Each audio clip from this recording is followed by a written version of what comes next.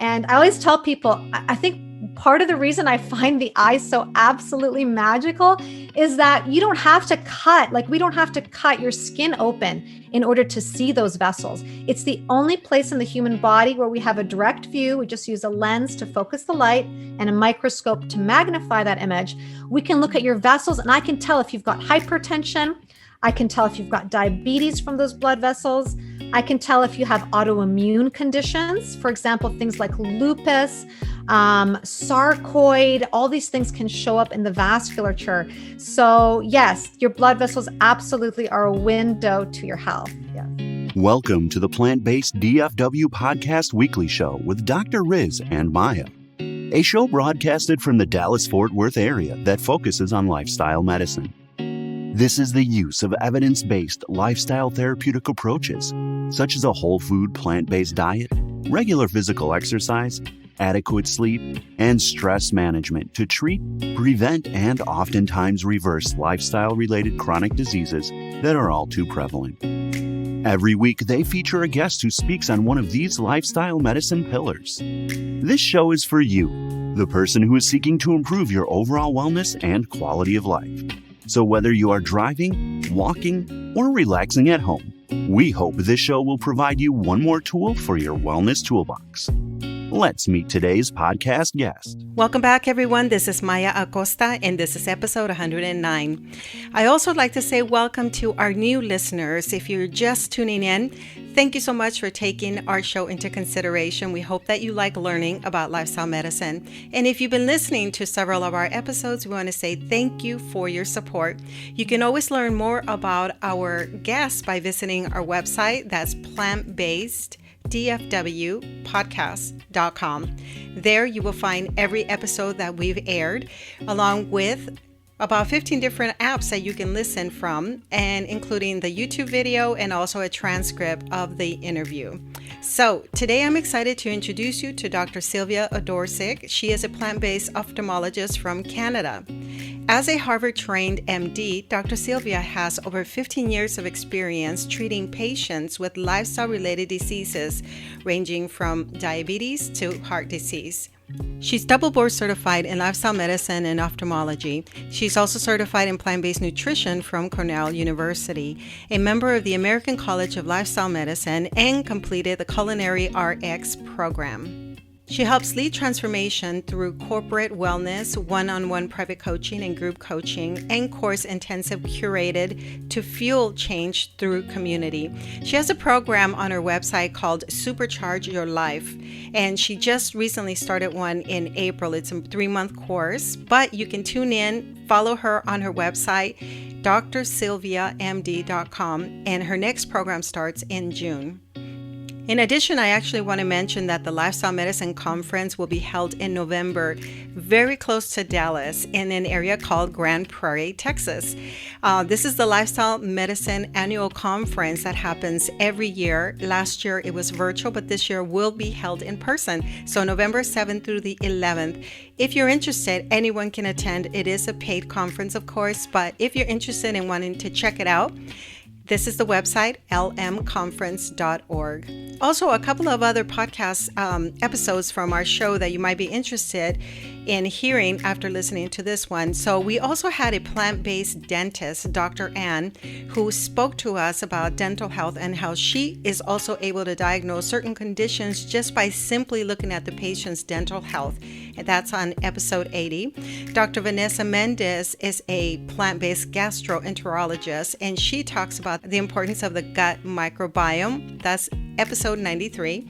And recently we spoke with Dr. Micah Yu about autoimmune diseases, which Dr. Silvia also touches on. So you might want to revisit that one. That's episode 108. Thanks again for listening, and I hope you enjoy this episode. So welcome, Dr. Silvia. Thank you so much, Maya. I'm just so excited to be on your podcast and very excited to talk to your audience today. Yes, wonderful. So I said a little bit earlier before we got started, it went over last night how to pronounce ophthalmologist, and I think I pronounced it wrong. No, that was actually really good. It's called ophthalmology, and I remember when I first decided to enter that subspecialty. I mean, even writing it, my parents kept is it OPH, TH? Like it was so confusing, but yeah, you got it. It's ophthalmology, which is the subspecialty that deals with, eye diseases and eye surgery. I wanted to know ahead of time if you can explain a little bit to our listeners what the difference is. If I go to the shopping center and I go to an America's Best, who am I actually dealing with there? Yeah, that's a good point. So I'm based out of Toronto, Canada, but yes, we have a lot of sort of mall-based or, store-based primary eye care. And the person that would be helping you there is usually either an optometrist or an optician. So there's optician, optometrist, and ophthalmologist. And I know sometimes it gets really confusing. I mean, they are all called eye doctors. So I'm just going to give you guys a bit of a breakdown. So an optician is someone that has specialized training in optics, which is how we see light. So they deal with things like lenses, making your contact lenses, making your glasses. They're really good at fitting your glasses, for example, for you and those types of things. An optometrist goes through medical training as well through a school of optometry. So they have 4 years rather of study where they're trained to deal with eye diseases in general. And they're sort of your kind of primary eye caregiver. So if you go to a mall or something, oftentimes you'd see the optometrist that would give you a detailed eye exam. And then either the optometrist or the optician would help choose your lenses for you, fit you with contacts, or fit you with eyeglasses. So that's who you'd be seeing. And then the last thing is, so the ophthalmologist, which is what I was trained in, is actually a medically trained doctor. So first, we go through medical training, medical school, and then afterwards, we do an additional 4 or 5 years of subspecialty training in ophthalmology, where we learn how not only to deal with eye diseases and perform examinations, but we learn the surgical aspect. So that's the distinguishing point. So we can do everything from cataract surgery to removing lumps and bumps from your eyelid. A lot of people do facial plastics, so like eye lifts, those types of things.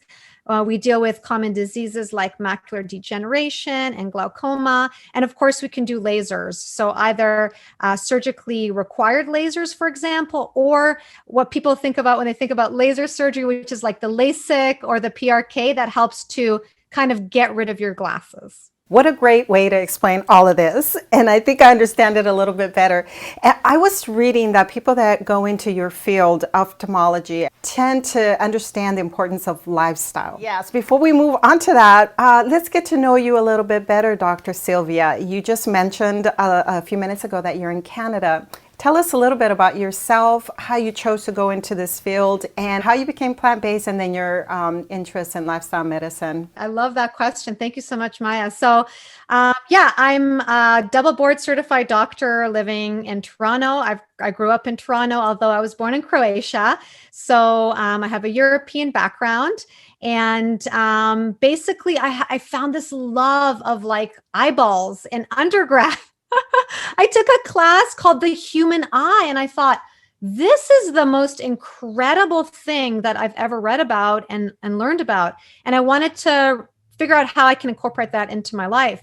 So at that time, actually, I was looking at, optometry versus ophthalmology. And I thought the surgical component of eyes, dealing with it on a surgical basis really intrigued me. So I decided to do the medical route.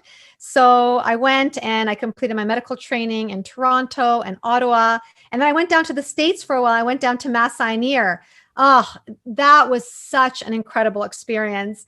And that's where I completed my ophthalmology training. And Mass General and Mass Eye and Ear are just, I don't have enough positive words to say about those institutions. I mean, they're really powerhouses of ophthalmology and vision research. And I got to spend time with an incredible mentor who is 95 right now. His name is Dr. Dolman, and he created the artificial cornea. So I spent some time learning about the artificial cornea and how that's implanted into the eye. And we did some research on dry eye and those types of things. So then I came back to Toronto and I thought, okay, great, I'm going to start practicing ophthalmology, which I did. And that was about 5 years ago. But in the meantime, I one night had the insight or the intuition to just put on this documentary, and it's called What the Health. So I'm sure you've probably seen this documentary. And for those of you listening out there that haven't, I would highly, highly recommend it. What the Health is a Netflix documentary that, from a health perspective, shows us about the power of plant-based nutrition. And for me, having just finished a decade of medical training, I was shocked. I was like, my world was just flipped upside down, because I thought, how could I possibly have finished 10 years of training and nobody had mentioned the power of plants, not only to treat, but even reverse many of the diseases I had been seeing in clinic, like type 2 diabetes, heart disease, hypertension, obesity, all these things.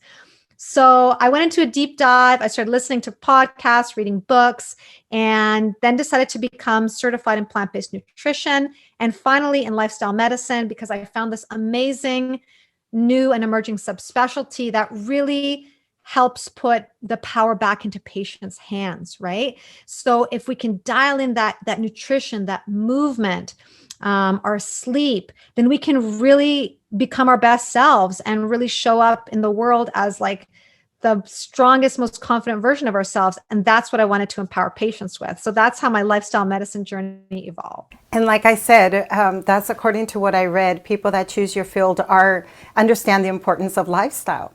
Yes, it's interesting because as ophthalmologists, we see, just as a primary care physician would see, we see all sorts of walks of life and pathologies. And for example, I've diagnosed everything from common things like macular degeneration to extremely rare things like cancer that has metastasized to the eyeball.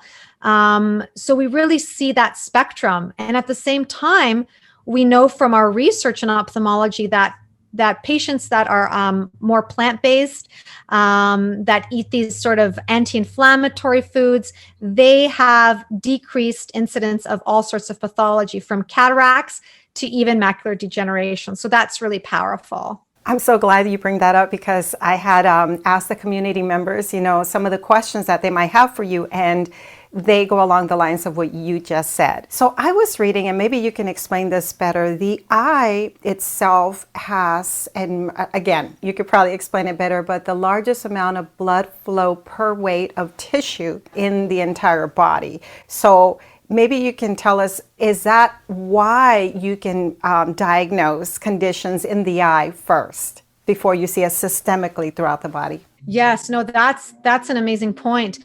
Yes, so the eye has a very diverse and big source of vasculature.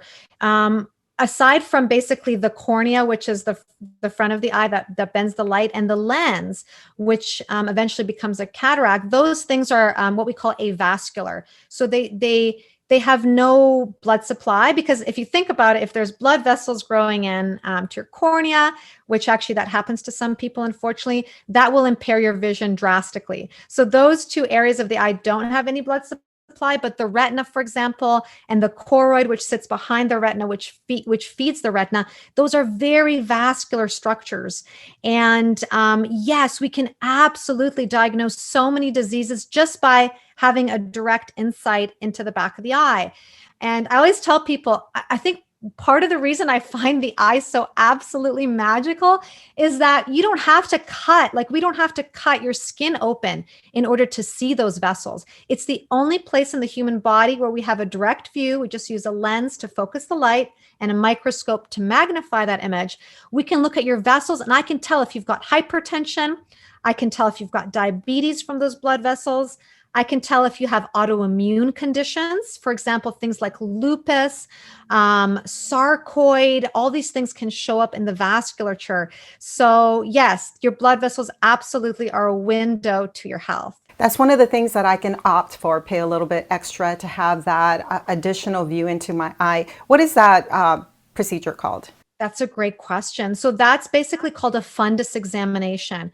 So the fundus is the back of the eye where you've got your retina, your optic nerve, and that is a part of a comprehensive exam. So when the optometrist has to look at your eye, or an ophthalmologist looks at your eye, that is like, no exam is complete without doing that. And if your eye is not dilated, which means that we put a special drop in your pupil and that opens up the pupil to give us a full view of the back of the eye, if that part of the exam is skipped, pathology can be missed. So it's very crucial at least once a year at baseline to get a comprehensive eye exam that includes a dilated fundus exam. So thank you, Maya. That's a very good point to bring up for people. I also like what you just said about really being able to diagnose an individual. My husband sometimes is asked, as a vascular surgeon, is there a procedure that I can do to see if I have any blockages throughout my body?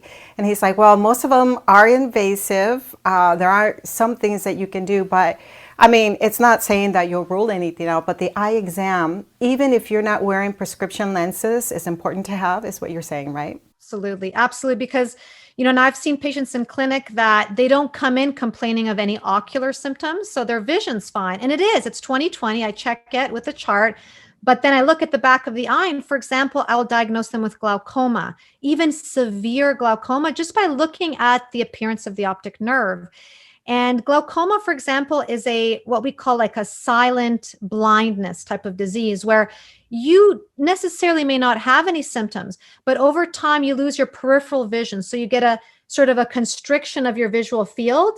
And if that's not treated early on, that's a permanent visual loss, unfortunately. So for example, just by looking at the back of the eye in a person with 20/20 vision, you can diagnose glaucoma, help lower their eye pressure, and save their vision in the long run. I found it surprising, so I reached out to some of our listeners and asked, what sort of questions would you have for an ophthalmologist who has the background of being plant-based and lifestyle medicine? I kind of always have to put that out there because the first thing they would want to ask is, what foods do you recommend for having eye health? But also they wanted to know, are some of the conditions reversible? And you sort of already alluded to that. Eye dryness was a concern that some people had, and also macular degeneration.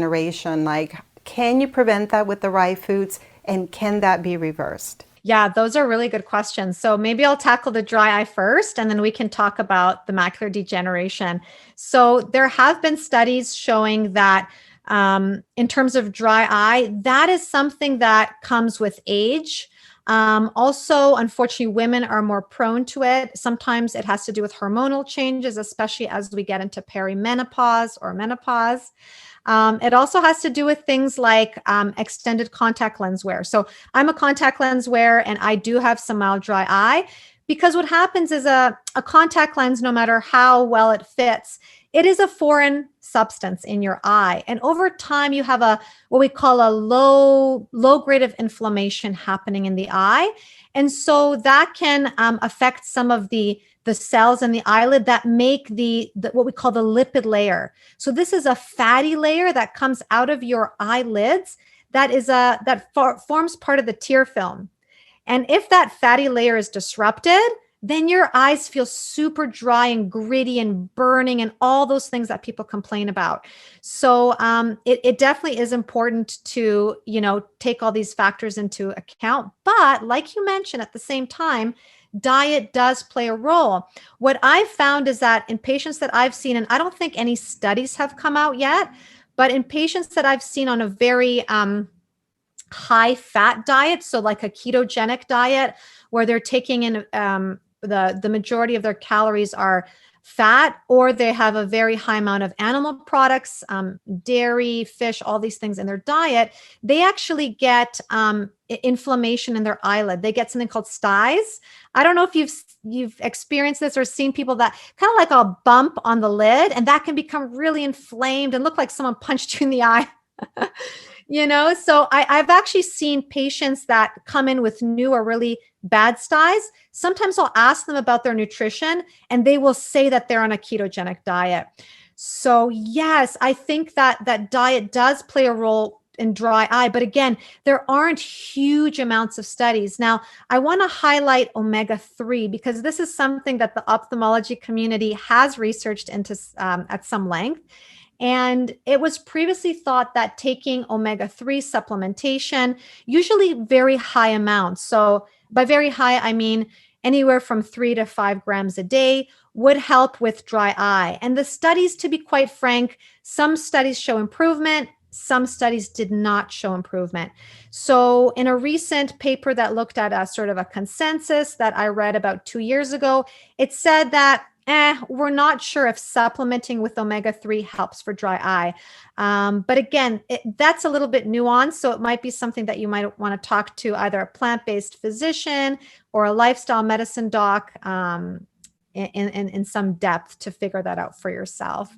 So that's the dry eye story. And when it comes to macular degeneration, that's another great topic. And thank you for bringing that up. It's one of the most common causes of visual loss in North America. So it's extremely common. Basically, what macular degeneration is like the gunk and, offshoots of the retina that it doesn't want. It kind of clumps them into these deposits. And those deposits develop either inside the retina or right underneath the retina. And unfortunately, over time, they can cause leaking of the blood vessels and even blood to spurt out into the retina and underneath the retina, and that can result in severe visual loss. So thank God for Mass Eye and Ear and Mass General. I know I spoke about them earlier, but Dr. Tony Adamus and the researchers there were the first to find out that you can use a compound called anti-VEGF. So VEGF is a substance in our body that is overexpressed when we have abnormal vessels that burst and leak.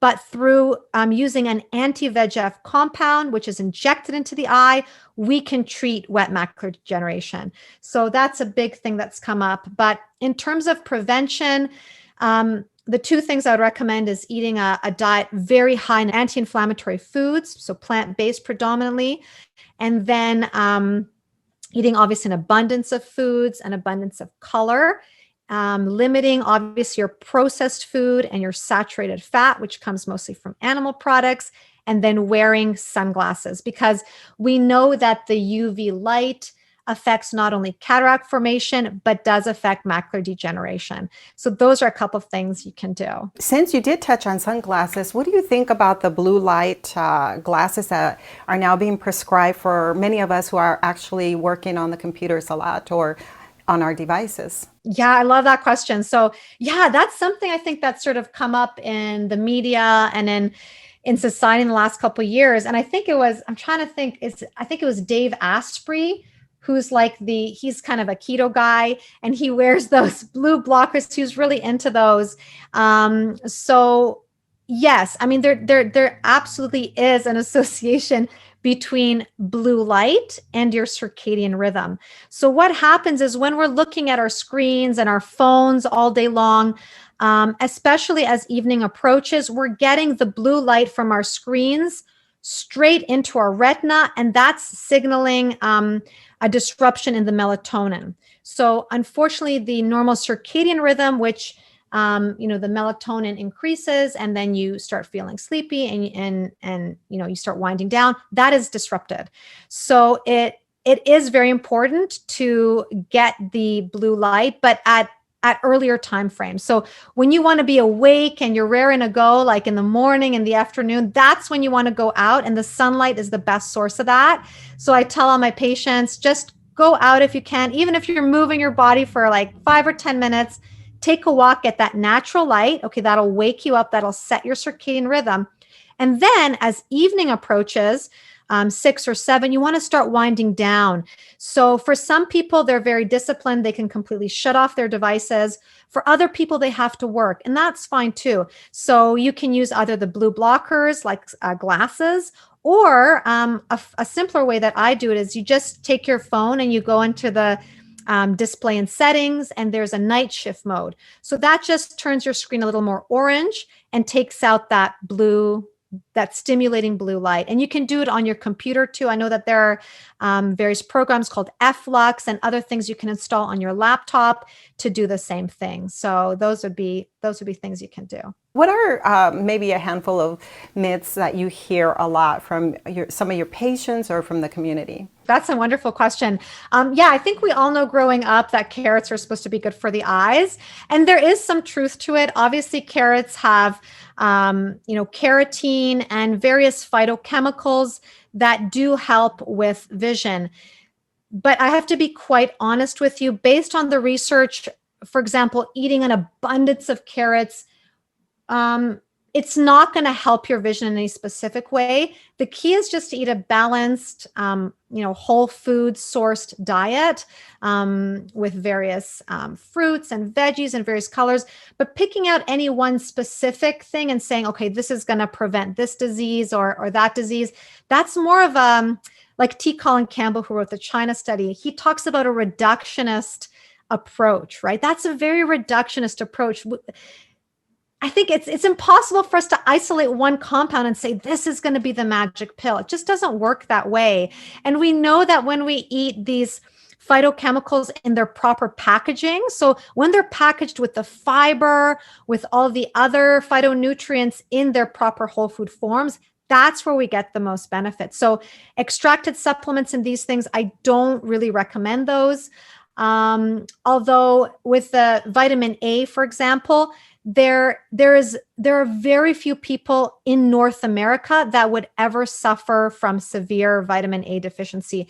I diagnosed one myself, but this woman, she actually came from an African country. So she definitely had a vitamin A deficiency, which shows up as night blindness. And this is very rare. It's super rare.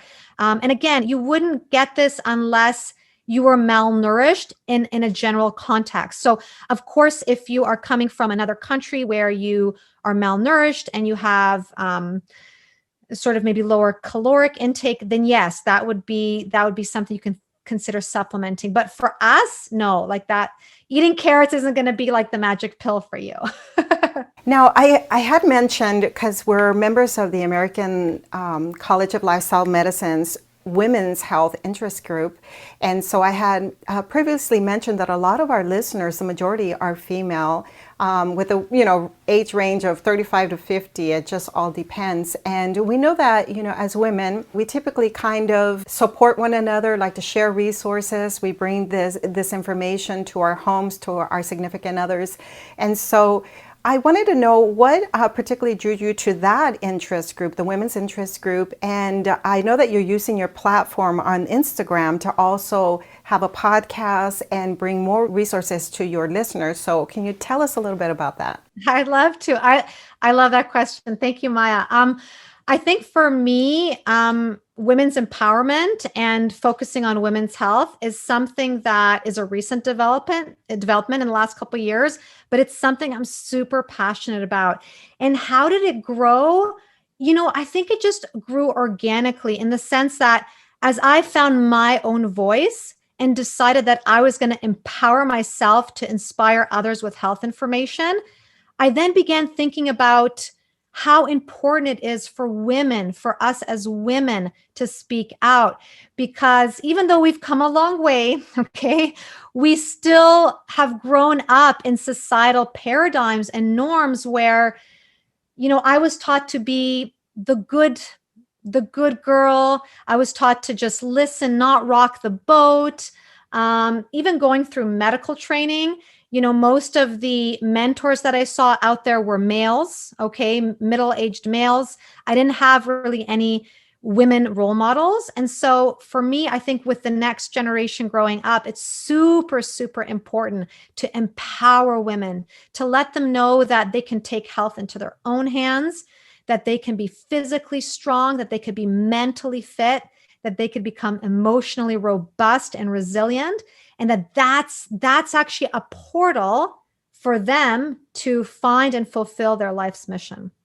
So that's sort of how that train of thought developed. But yes, so for me, although obviously I give information freely on my Instagram and through my platforms, I do definitely have a passion for women. And so many of your viewers and listeners might notice that my Instagram is very, I focus on aesthetics too, because I want it to be beautiful. I want people to be drawn by it because we're inspired by things that we are drawn to and that are beautiful. So I do spend time making the content not only robust in terms of evidence, but beautiful and just captivating. And yes, the women's group, I love it. So through the American College of Lifestyle Medicine, there's this women's group. And right away, when I noticed that there's this women's interest group, I thought I have to be a part of that, because I think that when we surround ourselves with amazing, powerful women like yourself, who are doing such amazing things in this world, our own power grows. So women empower women, and I'm all about that.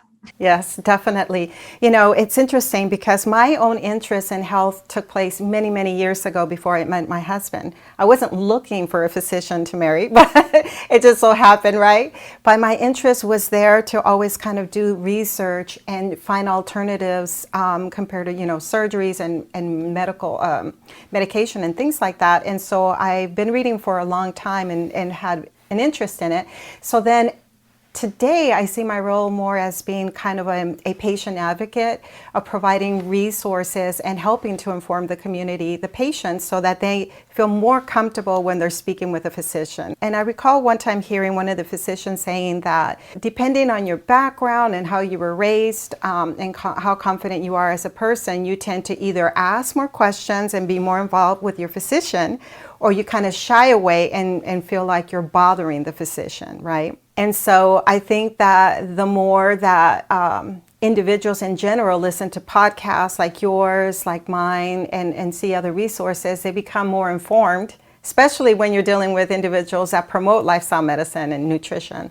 So, and then of course, I always want to encourage people to read, but that's my biggest thing. I love, honestly, everything that you've said right now has resonated with me so deeply. And this is what I teach my patients and the people I work with through my coaching programs, is that you are the captain of your own ship. We call it autonomy. Autonomy is when you align with your highest values, and when you take the ownership of your life, I call it radical ownership, into your own hands. A lot of patients that I see in the clinic, like you said, they take a back seat. They don't come with their medication list. They don't seem interested in their health and wellness. They miss appointments. And it's really not up to anybody else to pull you along, or that the secretary needs to call you for your missed appointment. That should be something that each one of us is passionate about. And of course, we're at different stages in our healthcare journey. But if we can empower people to really take health into their own hands, you have to be your own best health advocate. And I'm just going to tell you a really quick story about my own health journey. When I went plant-based 4 years ago, I went to my amazing family physician that I've known my entire life, and I told her I'm going plant-based. And she actually has a daughter who's a naturopath. So I thought, okay, maybe she has some knowledge of alternative healthcare, complementary medicine. She's going to get what I'm saying. But it was not what I expected. She actually told me that, can I please start eating fish again? That I should become flexitarian, and that she's concerned about my omega-3. I remember this crystallized in my mind like it was yesterday. And she said, you cannot get omega-3s from plants. You must eat fish. And I remember walking home and just feeling deflated, because even at that time, I did not have my voice to empower myself to say, wait a second, is that like, can you just back up your knowledge? Can you, and not in a negative way, but can you give me resources on where you're getting this information from and tell me more about it? I just went home feeling just so deflated. And the next couple months, I was eating fish thinking, do I need to be doing this? Like what? Like who's right here? Who's wrong?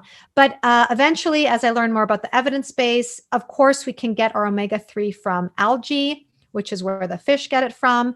And no, we do not have to eat fish. That's not a requirement for living our best life. But again, at the time, I felt very disempowered. So yeah, I think that having clarity around your purpose and why you're doing this, and like you said, really teaching yourself, going for those podcasts, going for those books, going for those doctors that you know are inspiring you, that will equip you with knowledge to be able to speak on your own behalf and be your best advocate. We hear it all the time too. I mean, if we don't have support from our family and we don't have support from our physician, that's when we kind of need to reach out and be part of a Facebook group, for example, where there's support. So you mentioned your coaching programs. Can you tell us about those? I'd love to. So, as I started my plant-based journey, I started getting messages and DMs and things about, do I offer online courses? And I thought, okay, this is such a powerful way to empower people. So I actually have a course called Supercharge Your Life, and I'm so excited and proud of this course. It is an online course. It's a 3-month course that takes you using evidence-based through nutrition. So plant-based nutrition, through movement. And then the third part of the course is mindset and habits. And this is one of the most important parts of the course, but people often overlook it, because if we can't build consistent habits and incorporate these things into our lives, well, then it doesn't matter. We can take all the notes we want about plants and moving and stuff, but if we can't make it a part of our lives and integrate it, then it's sort of useless. So in my course, I combine knowledge with action to allow women to step into their full power. And it involves also group coaching calls where we get together and I answer people's questions in a small, intimate setting, as well as an online exclusive community where they can interact with each other, and integration through exercise and workbooks. But basically, it is just an experience. It is just a way for women to devote 3 months to themselves and to just really boost their energy, boost their mood, and become confident in their knowledge as they make these life changes. It's exactly lifestyle medicine package. It's very ideal. Yeah. Are you still then practicing as an ophthalmologist? I am. So due to COVID, I have taken a break from the surgeries, but I am clinic-based. So I do practice in Toronto. But when it comes to lifestyle medicine, my offerings are online and virtual, because to be quite frank, I think that's the way to reach the most people. And it's just powerful because you can work with people in a completely different time zone, in Saudi Arabia and help them. So I think lifestyle medicine is very amenable to sort of virtual consultations and coaching, whereas ophthalmology, I have to, examine the eye and have the person sit into the slit lamp machine. That, I can't do online as of yet. Who knows where technology is going to go in the next decade, but as of yet, we can't do it virtually. So that's sort of how the two sides complement each other. Yeah. I love how we have been given this opportunity to reach out to more people than ever before. Whereas before we concentrated ourselves in our immediate, location, our city. There was someone else who I interviewed who I then, not only do I listen to her meditations on her podcast now, but I also have participated in a kind of online retreat. And even though we are tuning in from different places of the world, it still feels like I'm connecting. You kind of already touched on this, but systemic inflammation, which you can pretty much diagnose through just doing an eye exam, what we talked about earlier.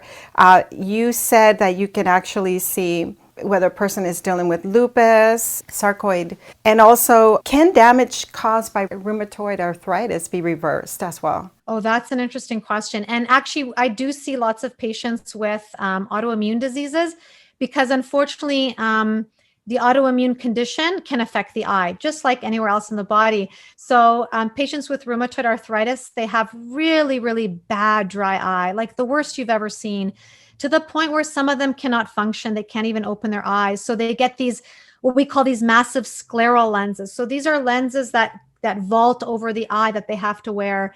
And they even have to undergo surgeries to put various things like amniotic membranes, if you can imagine, onto their eye, to restore their vision. So yes, rheumatoid arthritis, the inflammation can be nasty in the eye. And a lot of people will come to me with something called iritis. So this is a common condition where the front of the eye, the anterior chamber of the eye, where the aqueous fluid is, that gets inflamed and the iris gets inflamed. So people will come in with loss of vision and with light sensitivity. There's the light is just excruciating for them. I can pick them out in the waiting room because they're the ones wearing glasses. I'm like, okay, that's probably an iritis patient. They come in with the big glasses. But yes, all sorts of conditions from Crohn's, for example, to something called ankylosing spondylitis, to rheumatoid arthritis, to lupus. All these things can cause inflammation in the eye. So how do we prevent it? That was the other thing you asked. That's a good question. I mean, I think as of yet, we don't really know a lot about these autoimmune conditions.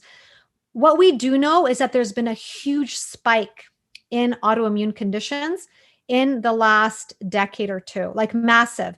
And it's mostly in industrialized nations. So I'm actually reading, I don't know if you're aware of the book Fiber Fueled by Dr. Will Bolsiewicz. Yes. He is a gastroenterologist, and his book Fiber Fueled is just so eye-opening because he looks at it from obviously the standpoint of your gut microbiome. But we know that the gut microbiome, which is directly linked to the plants we eat and to the food we eat, right? That has a direct correlation to our immunity. So somehow that disruption in the healthy gut flora that live in your gut, that has caused autoimmune conditions to spike. So one way that we can prevent potentially the onset of these conditions or even developing these conditions is to maintain that healthy gut microflora. And we do that, as you guessed, with an abundant whole food plant-based diet. That's how we build those healthy gut bacteria. I have one more question. I heard you talk, and we know that there's a difference in how healthcare is approached in the United States as opposed to Canada. Patients in Canada, for example, do they pay separately for eye exams and eye care and eye health in general? Yeah, that's a good point. So as you know, in Canada, our health care is covered for medically necessary things, but that doesn't include regular eye checkups. So when you go to your optometrist, unless you're over 65 or under 18 or have a medical condition such as diabetes that can affect the eye, you're paying out of pocket for that. So that's either private pay or, of course, if you have private insurance through your employer, that gets covered that way. However, for anything where you'd see an ophthalmologist, that is all covered by our universal health care, except for what we call elective procedures. Those would be like LASIK, when you get LASIK on your eye, or if you have like a little lump or bump that's not a cancer. People always come to me asking me, let me remove that thing. And I say, I'd be happy to, but it's something you have to pay out of pocket because the government, unless it's a cancer, we don't cover eyelid surgery. So those are some examples where the majority of it is covered, but you still got to pay for your glasses, contacts, and your point of care usually. Yeah. Yeah, I feel like that's one big reason why many people do not take care of their eye health or their dental health, for example, is that those are additional expenses, and not only just to get the exams, but all the other things that come with it. Is there anything else that you'd like to share with our listeners about your practice and any other programs that are coming up? Yeah. First of all, thank you, Maya, for this opportunity. And I know that you and Dr. Riz are doing amazing things in your community. Walk with the doc, the Plant Pure Pods, like the whole thing. And of course, your podcast is such a powerful way to get your message across. The only thing I would leave people with is that dialing in your nutrition and looking after your body, for me at least, it's a means to an end. It's not the end goal itself. So a lot of people might think, okay, well, let me get fit so I can fit in those jeans or look good, or so that my friends can see me drinking smoothies. But that's really not the end goal for most people, right? For us as human beings, our health is truly just a vehicle for us to get us where we want to go in life.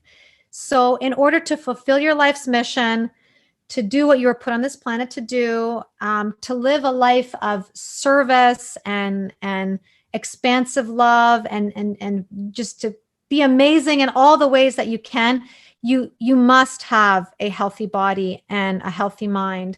And yeah, I just want to tell you guys that once you start dialing that in, all sorts of doors can open for you. So that's just the beginning. It's a constant journey.